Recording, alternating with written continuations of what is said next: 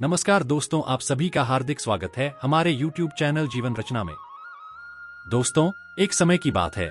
ब्रह्मांड की उत्पत्ति के पश्चात प्रभु ब्रह्मदेव और भगवान विष्णु जी किसी कारणवश आमने सामने आ गए। तब ब्रह्मदेव भगवान विष्णु से कहने लगे, हे देव, आप कौन हैं? तब भगवान विष्णुदेव जी कहते हैं, हे ब्रह्मदेव, मैं इस संसार का पालन करता विष्णु हूं और आपका जन्म भी मेरी ही नाभि के कमल से हुआ है। आप इस ब्रह्मांड में बहुत योग्य देव हो। मैंने स्वयं ही आपको सृष्टि के निर्माण का कार्य सौंपा है। यह सुनकर ब्रह्मदेव को बड़ा क्रोध आ गया। वे कहने लगे, हे देव, इस सृष्टि की रचना तो मैंने ही की है। मैं ही सृष्टि का रचना करता हूं और पालनहार भी। मैं ही पर ब्रह्म हूं। मुझसे पहले इस सृष्टि में कोई नहीं था, इसीलिए मैं ही आदि हूं और मैं ही अनंत हूं। यह सुनकर भगवान विष्णु मुस्कुराने लगे। उन्होंने ब्रह्मादेव के मन में निर्माण हुए अहंकार को जान लिया। प्रभु श्री हरि विष्णु जी जान गए कि इस समय में ब्रह्मदेव के मन के अंदर अहंकार का निर्माण हो चुका है और उन्होंने ब्रह्मादेव के अहंकार को तोड़ने के लिए एक योजना सोची। भगवान विष्णु जानते थे कि ब्रह्मदेव बहुत अधिक गुणों से भरपूर है, उनके अंदर तरह तरह की दैविक शक्तियां हैं, इसी कारण से ही उनके मन में अहंकार निर्माण हो गया था। परंतु अब मन ही मन में भगवान विष्णु जी ने ब्रह्मदेव का अहंकार तोड़ने के लिए भगवान शिव का स्मरण किया। तभी अचानक से उन दोनों के मध्य में एक अग्नि स्वरूप में विशालकाय शिवलिंग प्रकट हो गया। वह शिवलिंग इतना विशाल था कि उसका ओर छोड़ दिखाई नहीं पड़ रहा था।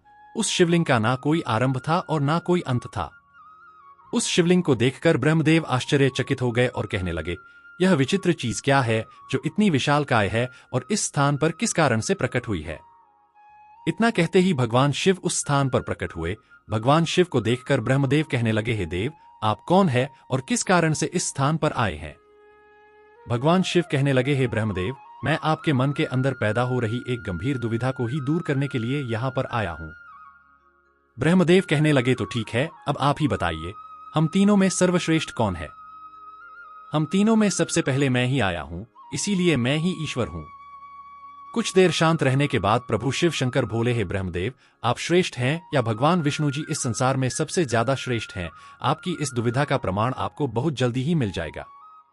आपके सामने यह जो विशाल शिवलिंग है, इसके छोर का जो सबसे पहले पता लगाएगा वही सर्वश्रेष्ठ कहलाएगा। हे ब्रह्मा, आप ऊपर की ओर जाइए और भगवान विष्णु नीचे की ओर जाएंगे। जो सबसे पहले इस शिवलिंग की ओर छोर का पता लगाकर लौट आएगा, वही आप दोनों में से सबसे श्रेष्ठ कहलाया जाएगा।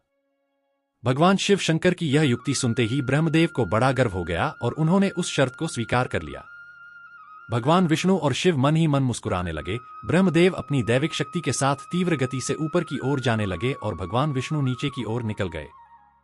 कुछ दूर तक जाने के बाद भगवान विष्णु को शिवलिंग का अंत पता नहीं चला और वे शीघ्रता से लौटकर वापस आ गए।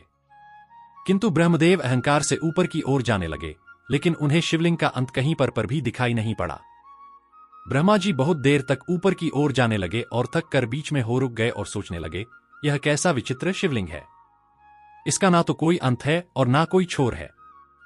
तभी अचानक से केतकी का एक पुष्प शिवलिंग के मस्तक से नीचे गिरने लगा, जिसे ब्रह्मा जी ने धारण कर लिया। उस पुष्प को लेकर वे बहुत प्रसन्न हुए और उसे लेकर लौट कर आ गए।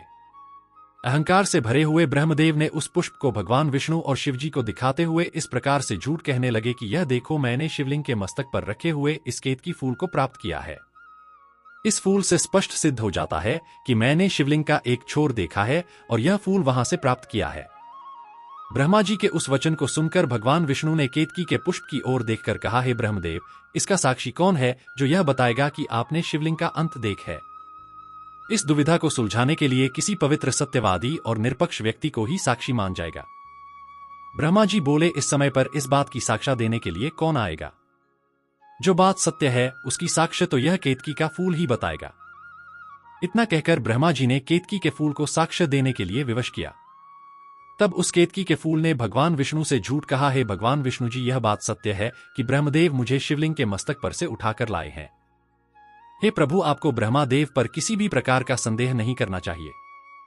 ब्रह्मा जी इस शिवलिंग के पार गए हैं, यह मेरा कथन बिल्कुल सत्य है। केतकी के ऐसे झूठे वचन सुनकर भगवान विष्णु मन ही मन मुस्कुराने लगे और कहने लगे, हे ब्रह्मदेव, मेरे लिए तो स्वयं देवों के देव महादेव ही प्रमाण है। वे ही साक्षात शिवलिंग हैं। वे ही अब सत्य बताएंगे। यदि वे कह देंगे कि ब्रह्मदेव ने शिवलिंग के अंत का पता लगा लिया है, तो बिना कुछ सवाल और जवाब किया उनकी इस बात को मान लूंगा। ब्रह्मदेव और उस केतकी के फूल के ऐसे दुष्ट व्यवहार से भगवान शिव अत्यंत क्रोधित होकर कहने लगे, हे असत्य बोलने वाले केतकी के पुष्प, तुमने झूठ बोला है। मेरे मस्तक से गिरने के बाद ब्रह्मा ने तुम्हें बीच में ही प्राप्त किया है। ब्रह्मदेव तो मेरे मस्तक तक बिल्कुल भी नहीं पहुंच पाए। तुमने स्थान पर झूठ बोला है, इसीलिए आज से मैं तुम्हारा त्याग करता हूं। आज के बाद मेरी पूजा में अथवा शिवलिंग के ऊपर केतकी का फूल कभी भी नहीं चढ़ाया जाएगा। तब ब्रह्मदेव को भी अपनी भूल का पता चल गया और वे लज्जित होकर भगवान विष्णु को नमस्कार करने लगे और कहने लगे, हे भगवान विष्णु, मैंने श्रेष्ठ होने के लोभ से असत्य वचन कह दिया है। कृपया मुझे क्षमा कीजिए। मैं जान गया हूं कि आप ही सनातन नारायण है और यह भगवान शिव है जो तीनों लोकों के स्वामी हैं। यह भगवान देवों के देव महादेव हैं।